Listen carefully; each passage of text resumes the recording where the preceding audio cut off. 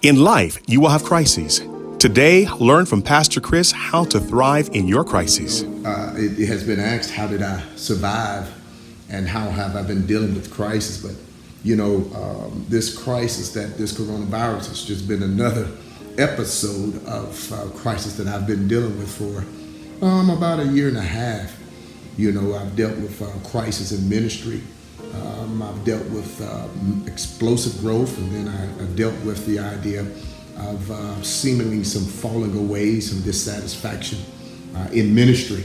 But one thing I always remembered was that I could not allow a temporary season to allow me to make a permanent decision. In other words, when I say a temporary season to make a permanent decision, I recognize that trouble wouldn't last always. And I recognize, as Job did, though the Lord giveth and the Lord taketh away, but blessed be the name of the Lord. But he had an incredible rebound.